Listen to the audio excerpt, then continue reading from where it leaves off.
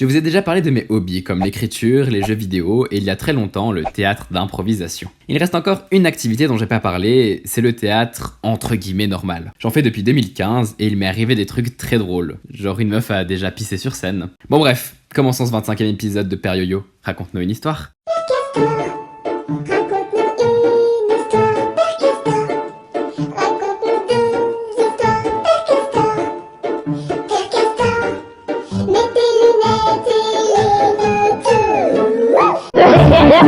Avant de commencer la vidéo, petit aparté pour éviter de me faire démonter dans les commentaires à cause du titre car... si jamais ça se dit pas théâtre, c'est trop nul. Je dois vous expliquer d'où sort ce mot que je trouve exceptionnel. Il y a quelques années, j'avais mis un maquillage de cicatrice qu'on m'avait fait pour un spectacle en PDP WhatsApp. Je venais d'emménager dans une nouvelle ville, le merveilleux endroit dont je parle dans le 16e épisode, et du coup, je connaissais personne. Un jour, il y a une meuf de ma classe qui vient me parler. Pour le contexte, c'est la meuf blonde et infiniment BDH. Elle me demande, en s'enroulant une mèche de cheveux autour de son doigt, « T'as quoi au visage sur ta photo de profil ?» Je lui ai répondu que c'était du maquillage qui vient d'un de mes spectacles de théâtre. Et là, elle prend un ton hyper choqué et elle me dit « Ah mais t'es théâteur !» Voilà, je ne pouvais pas ne pas appeler cette vidéo autrement que « Je suis théâteur ». Ça a été une évidence pour moi. Bon, à part ça, pas tout le monde sait que quelqu'un qui fait du théâtre s'appelle un comédien. C'est pas si grave qu'elle sache pas, cette grosse salope. T'as cru que j'allais pas parler de toi dans cette vidéo? Toi qui m'as qualifié de poubelle quand j'avais 14 ans? Je m'en suis jamais remis, ok? J'ai l'esprit meurtri, le cœur fracassé et le mental perturbé. Qu'il est méchant. Excusez-moi, je me suis laissé emporter. On peut passer au vif du sujet. Je suis à ma 9e année de théâtre. Oui, j'aime vraiment beaucoup ça. J'ai joué des rôles exceptionnellement fun, comme un comptable et un dépressif. J'ai aussi joué un mec qui s'appelle Cyprien. Vous allez bien? Moi bof, on m'a volé mon ordinateur. Ok, ça vend pas du rêve. Mais dans mes heures de gloire, j'ai été un roi, un policier, un prince, qui s'appelait Philaster et qui portait des collants, mais un prince quand même, et ça, c'est stylé. Et cette année, je suis un fuckboy qui se tape toutes les meufs de la pièce. C'est vachement cool. En plus, ça me correspond bien. Tout le monde est à mes pieds dans la vraie vie. Comment sortir du célibat?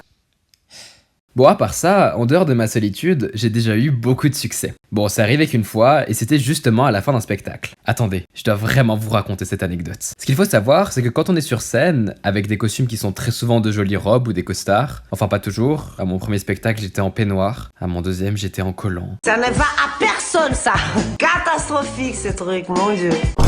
Sortir du célibat. Enfin bref, je disais qu'avec les beaux costumes et les lumières et l'aisance de jouer un rôle, on ressort généralement extrêmement attirant. C'est pour ça que vous trouvez toujours au moins un acteur frais dans un film. C'est pas toujours la personne en elle-même qui est belle, c'est souvent le contexte. Mais du coup, l'année passée, le dernier jour après le spectacle, j'ai ma pote Jessie qui vient me voir pour me dire « Ouais, j'ai tout mon groupe de potes de ma classe qui est venu aujourd'hui, et il y en a 2 qui te trouvent trop beau. » Je savais pas qui étaient ces gens, mais je suis hyper flatté. Puis ma prof de théâtre arrive et nous demande de l'aider à ranger les décors. Et elle annonce que le groupe de potes de Jessie reste pour nous aider. Je me dis que je vais pouvoir en profiter pour voir qui sont ces 2 personnes.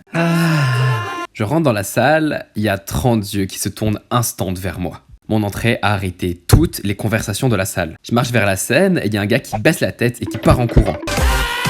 Je me dis que c'est sûrement une des 2 personnes dont m'a parlé Jessie. Puis il y a 3 personnes qui m'encerclent, un guet-apens le bail, et qui me disent « Waouh, bravo, t'as très bien joué !» Je leur dis merci, mais je comprends pas trop car entre eux et le mec qui a fui à l'autre bout du monde comme un prisonnier en cavale, ça fait pas 2. Puis il y a une meuf qui arrive et qui me parle pendant hyper longtemps. « Mais comment tu fais pour apprendre tout ce texte? Moi je sais même pas retenir la date d'anniversaire de ma grand-mère. » Je commence à avoir peur. Genre je veux bien que vous soyez solidaires entre potes, mais s'il pouvait y avoir 2 personnes qui agissaient bizarrement et pas 15, ça m'arrangerait. Et déjà, qui a un groupe de potes à 15? 15? Ça fait beaucoup là, non?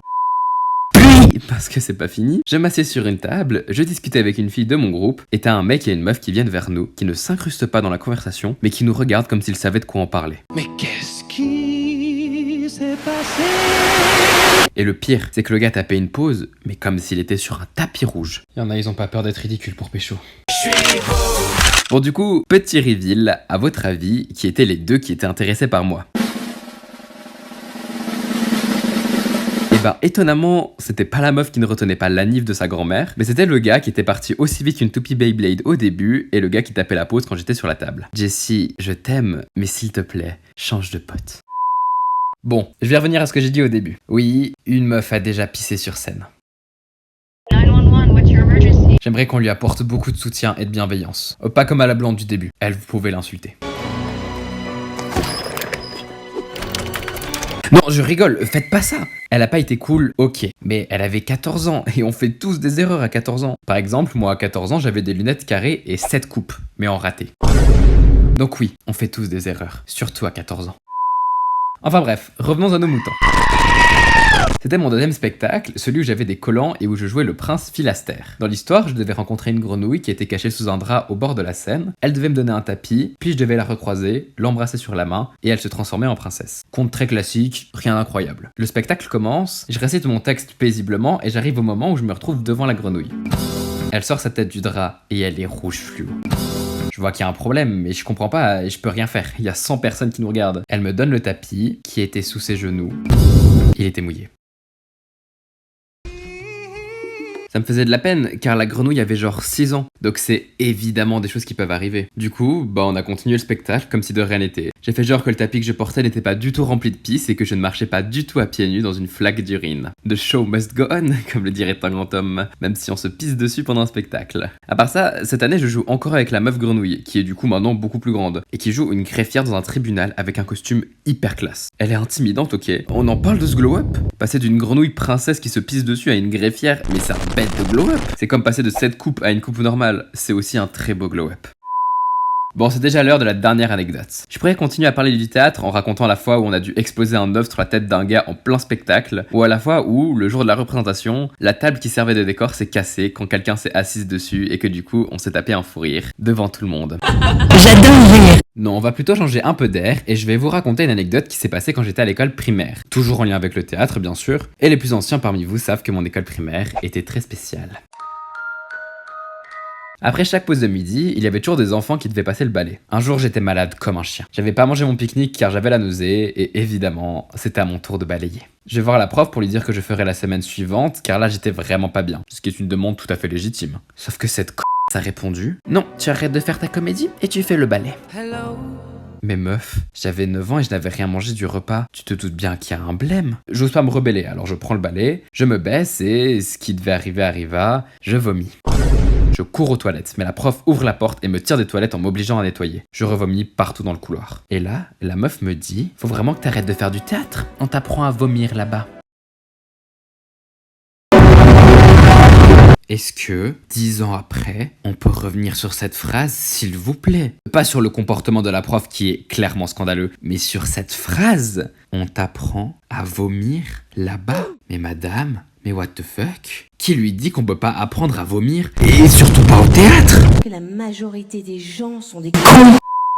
Après on est sorti à la récré et j'ai revomi sur le chemin. Et là, seule fois de ma vie que j'ai tenu tête à un prof. Le yo-yo de 9 ans se met à hurler dans la rue. C'est du théâtre ça! C'est du théâtre! Non! Puis je suis reparti en marchant comme un robot. C'est quoi cette réaction? J'avais vraiment zéro répartie. C'est le pire moyen de se défendre. Visiblement, y a pas qu'à 14 ans qu'on fait de la merde.